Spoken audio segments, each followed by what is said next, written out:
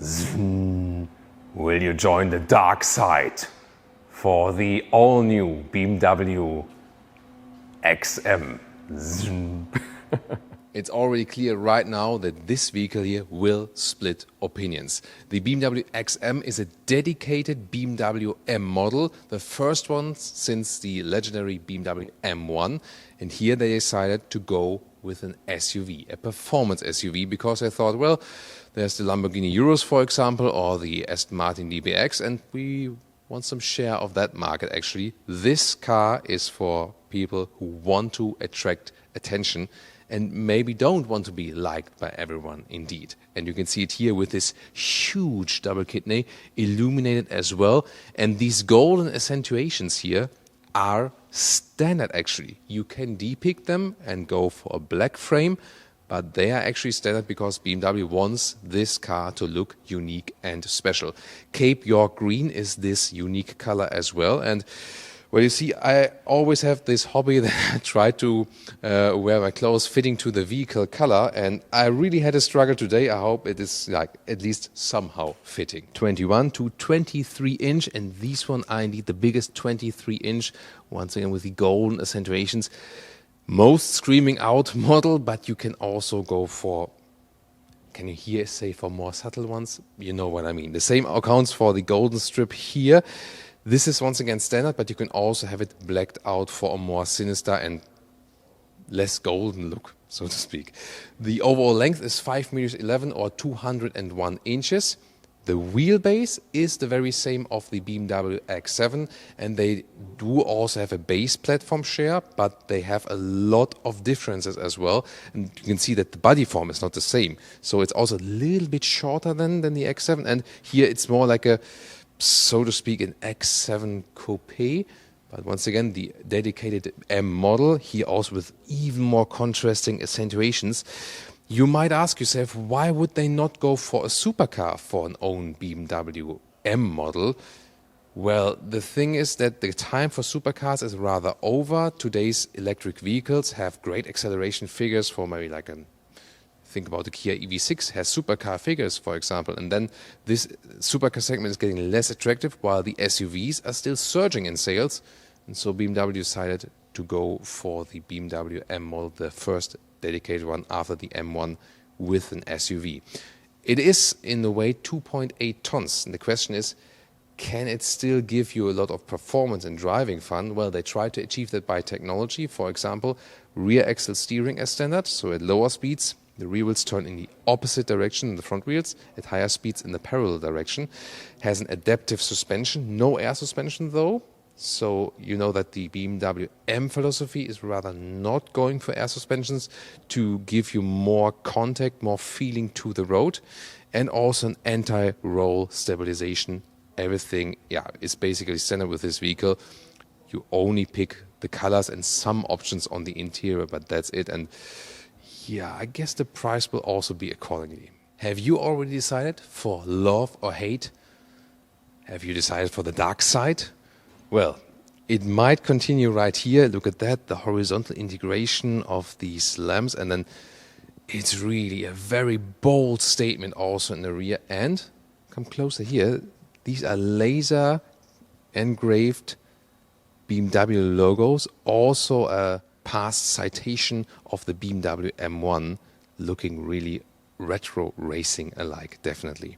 Well, talking about racing, the top speed here of this vehicle is 250 kilometers an hour, optional with the driver's package 270 kilometers an hour. That's then 168 miles per hour. I don't want to meet that at that speed on the German Autobahn.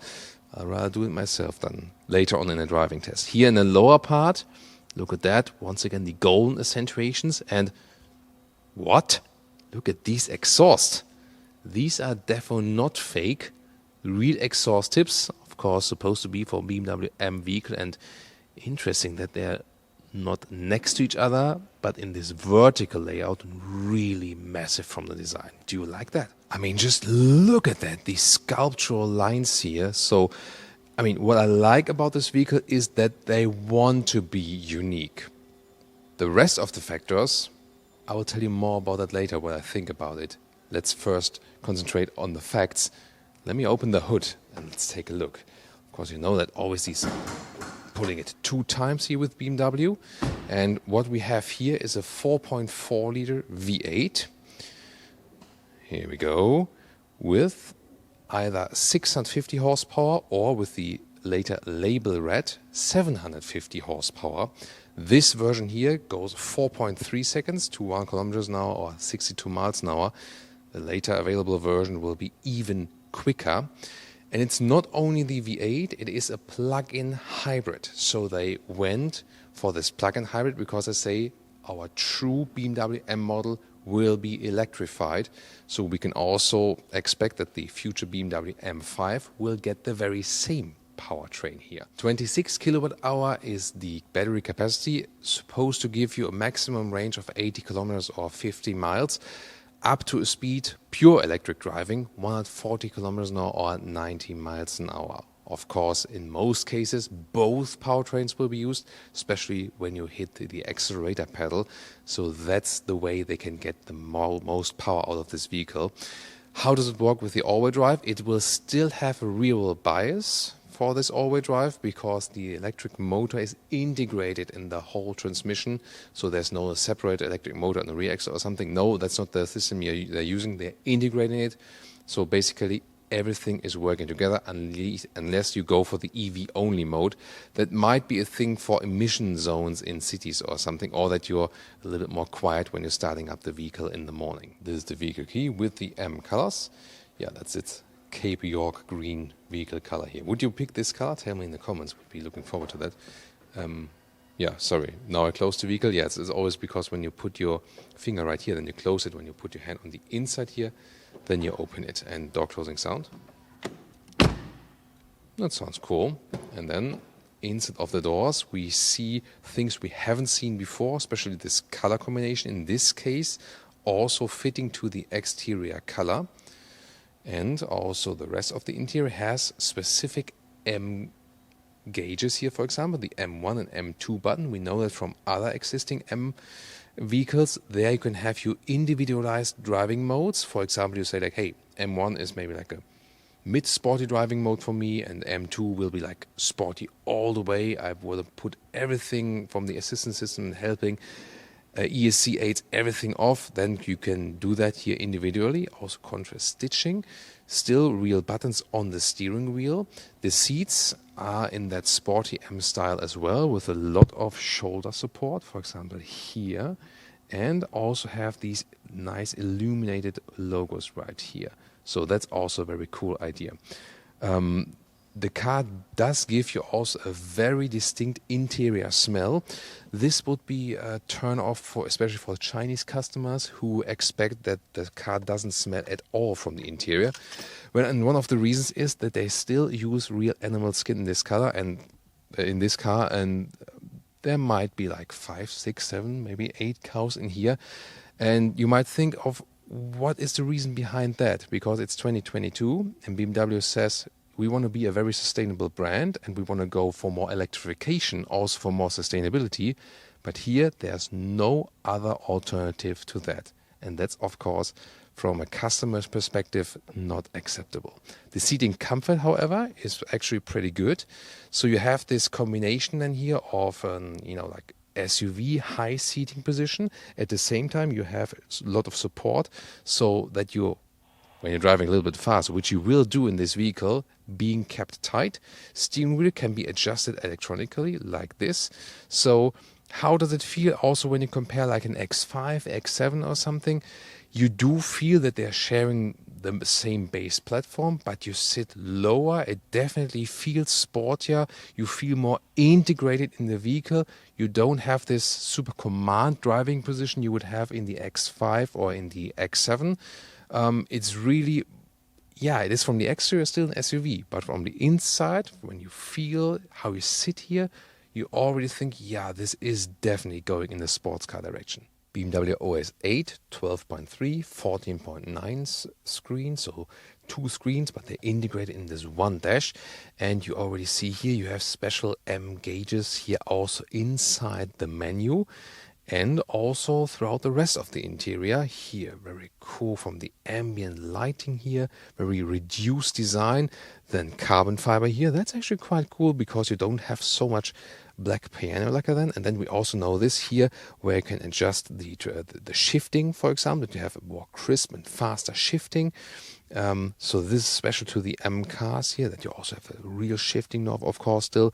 And here is then the setup for the M modes, for example, where you can switch between normal road driving or sporty driving, and also the setup button where you can then individualize your driving modes. Oh, and then of course here this special exhaust button where you can spice it up even more. Digital instruments, they have this split view, also special M gauges. Left side you'll see the speed, on the right side you will see the RPM. And here in the infotainment you can see when you are in this M setup, then you can fine-tune your chassis, steering and so on. And this you can also set to the M1 or M2 button, for example. So here, there we go. M1 or M2 configuration, and then you can really say like, yeah, this is my mode, I want to have this in Sport Plus, maybe steering a little bit lighter or stiffer and so on. So highly customizable. This is what they want to do here with their M vehicles. And this lower part here will then be the AC unit, so no real dials for that. We already know it from the OS8. At least it stays always in this position then, so you can get along with that more or less. And what they also do is get customer feedback and feedback from our channel. And we said, hey, why don't you reintegrate the AC on or off function, that you can have this, like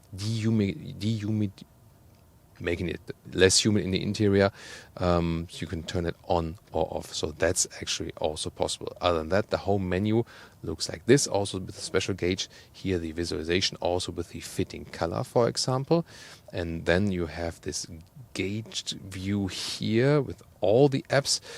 Android Auto, Apple CarPlay, wireless connection and wireless only indeed. Sound system, by the way, either 16 speakers Harman and Kardon, or here Bowers & Wilkins 20 speakers. So not only here, but you have another one here down there, for example, and both will actually do fine. And look at that integration here of the inside roof here, microfiber in this 3D landscape sculptural style, and I can also change the color. It is on the cost of not having a panoramic roof. So you cannot open it, you cannot see through. It looks like you could also remove it as a shade, but no, it's not. It's fixed, but then you have this special effect. It is something special, and it is something new and unique.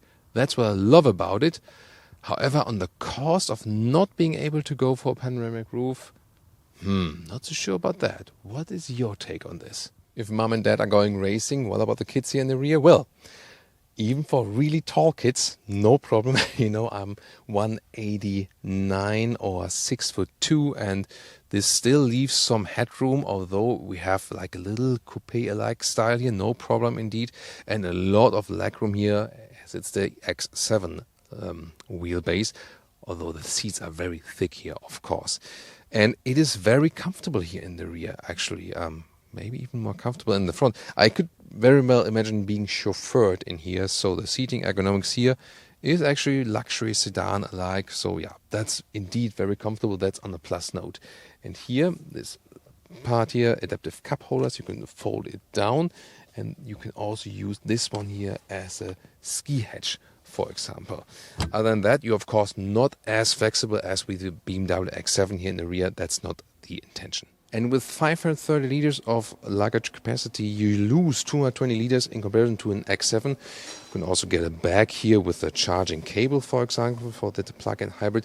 You can see here you lose especially a lot of height, indeed, for this big plug-in hybrid battery. This is here just a cover you could remove. I already folded one half of the seat. It's a 1/3, 2/3 split. So you still have a well-usable trunk, but there is, of course, losses here because they need to store the battery somewhere. I can at least stand underneath here somewhat.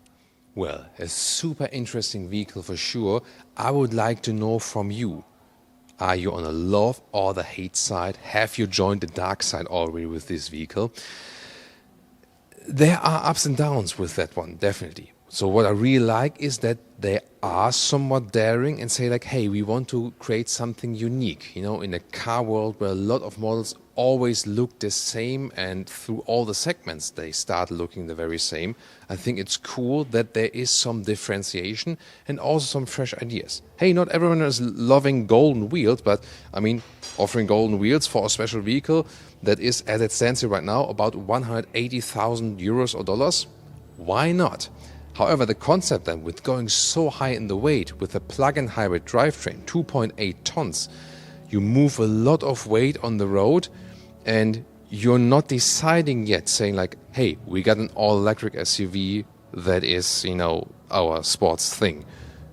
You know, I'm not so sure about that. The plug-in hybrid is still a compromise.